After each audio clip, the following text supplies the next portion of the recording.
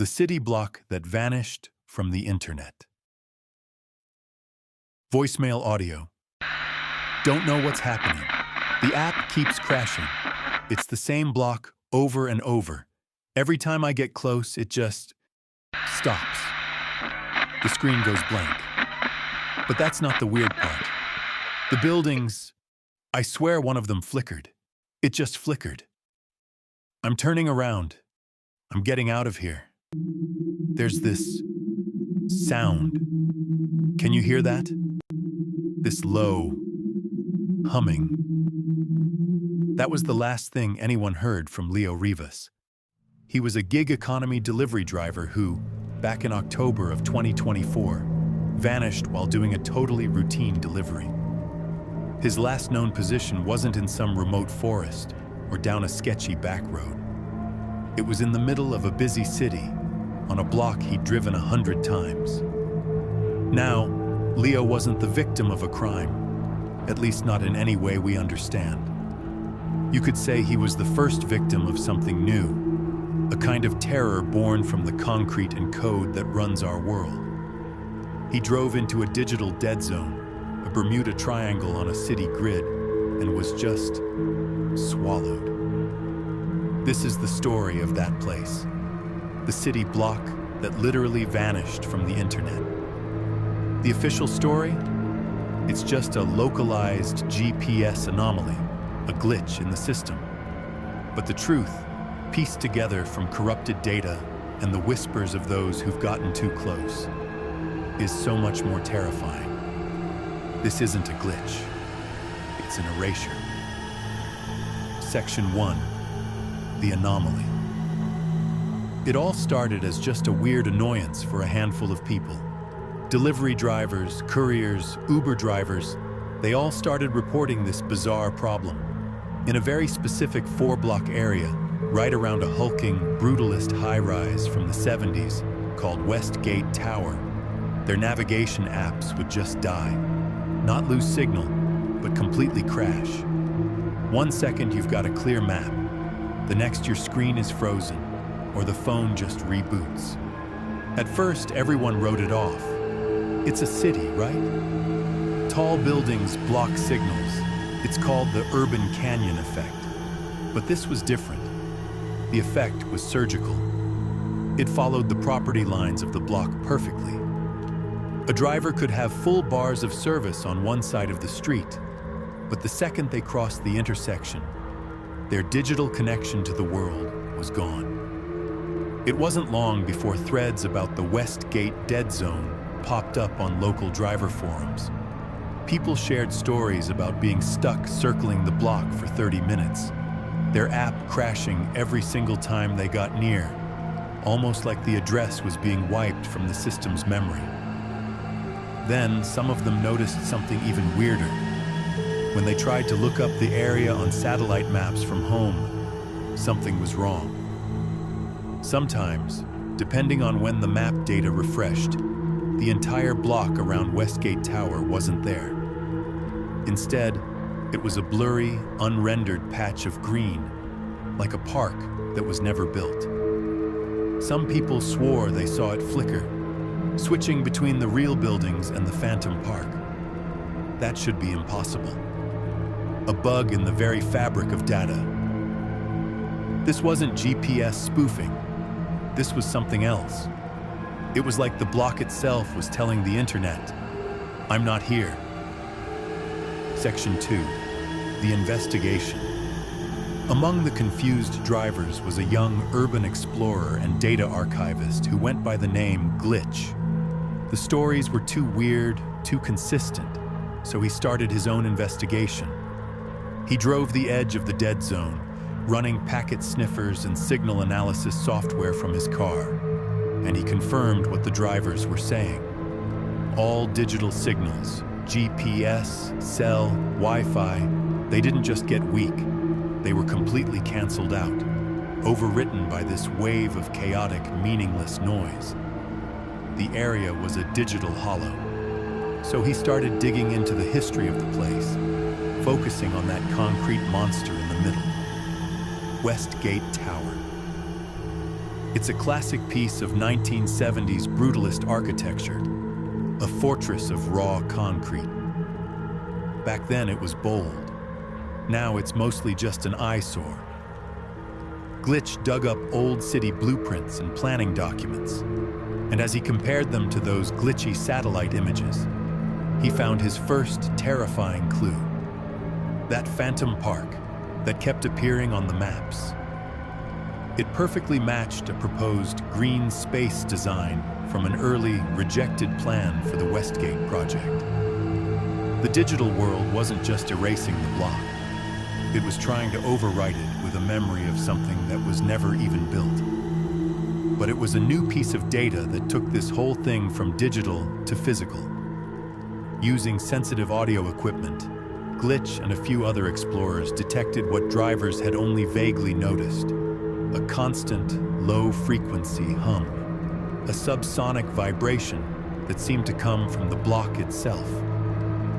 It's below the range of normal human hearing, but you can feel it, like a faint tremor in the steering wheel, or a deep sense of unease that settles in your chest.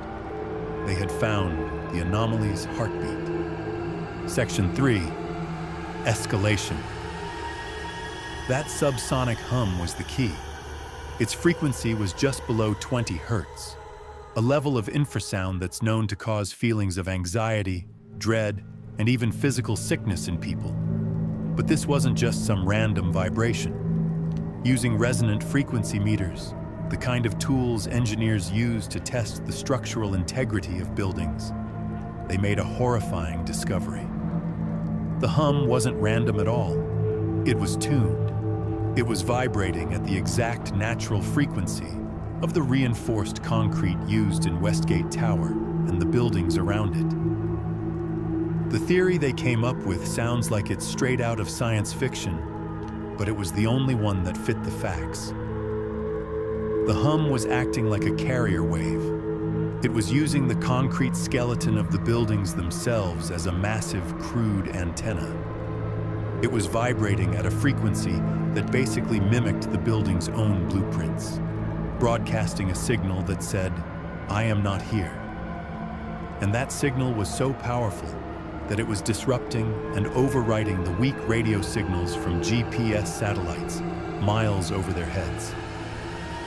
It created a null field, a pocket of inverted data that told any device that the location was an infinite distance away, or maybe that it just didn't exist at all. The concrete was literally singing a song of its own non-existence, and our digital world was the only thing that could hear it. Section 4, The Human Cost. The true horror, though, wasn't what this hum did to computer chips. It was what it did to the human mind. People who actually lived inside the Westgate block, inside this hollow zone, started to change. At first, it was subtle things, a constant feeling of being sick and disoriented, a weird sense of time getting stretched or compressed, where minutes could feel like hours. Some residents said they would see the walls of their own apartments shimmer and become see-through for a second, revealing the rebar and concrete bones of the building. Then came the whispers. They seemed to ride on the very edge of the infrasound hum. Faint, garbled voices. A few people who managed to get out of the area claimed the whispers were coordinates, trying to tempt them deeper into the building, down toward the basement. The erasure was turning inward. Just as the buildings were being deleted from the digital world, the hum was starting to overwrite the neural patterns of the people inside. They were becoming untethered from reality, stuck in a kind of static limbo. The stories from the few who escaped were fragmented and nightmarish. They talked about neighbors who would just not be there anymore. Their apartments suddenly empty, their names forgotten by people who'd lived next door for years. They described looking out their windows and not seeing the city, but a gray, static-filled void. They were being erased from memory, from existence itself, their consciousness dissolving into the concrete song. The official records just note a spike in disappearances and unexplained psychiatric episodes in the Westgate block. But they failed to connect it to the impossible hum that filled the air. These weren't mental breakdowns. These were casualties of a reality being rewritten. Section 5. The climax and the bigger picture. Glitch and his team knew they had to find the source of the hum. They followed it to its loudest point, descending into the sub-levels of Westgate Tower. And there, in a forgotten service basement, they found it. A series of crude, unmarked devices had been bolted directly to the building's foundational pillars. They were pulsing with that same subsonic frequency, using the entire tower as a massive tuning fork to broadcast its own absence. This was no accident. This was engineered. But there was no big, dramatic showdown. There was no off switch. The moment they tried to mess with the devices, the hum intensified violently, and the concrete around them started to groan. The erasure was defending itself. They backed off, realizing the terrifying truth. This wasn't just one place. As they shared their findings on secure channels, they started getting replies from other urban explorers around the world. A similar dead zone was reported around a concrete housing estate in London. Another was forming near a government building in Tokyo. Westgate Tower wasn't the source. It was just a single node in a growing global network. The phenomenon was spreading, chaining itself from one concrete structure to the next. Conclusion. Today, Westgate Tower stands empty. The city officially condemned it, citing severe structural vibrations of an unknown origin. The entire block is fenced off, covered in warning signs, but the hum is still there. Satellite imagery of the area is now permanently classified, and mapping services have a hard-coded patch that just shows an empty lot. They didn't fix the problem, they just hid it. They officially, digitally, vanished the entire block from the internet. We live in a world built on layers of data, where our reality is in a constant conversation with the digital. But the Westgate anomaly taught us that this conversation can be corrupted. We found a new kind of silence, a predatory absence that can use the very bones of our cities to erase us from the map. Now, the entire incident is a work of fiction, a story I've crafted from our anxieties about how much we rely on technology. There are no credible reports of infrasound-making buildings disappear. And yet, the next time your GPS glitches, the next time your map flickers for just a second, you might feel a faint vibration through the floor, and you might just have to wonder, is it a glitch, or is the concrete starting to sing? This story might be a fictional look at digital decay, but it taps into a very real anxiety. The systems we all depend on are way more fragile than we think. Have you ever experienced a truly unexplainable digital glitch? A moment where technology broke in a way that felt almost impossible? Share your stories in the comments below. What do you think is really happening at the Westgate Tower?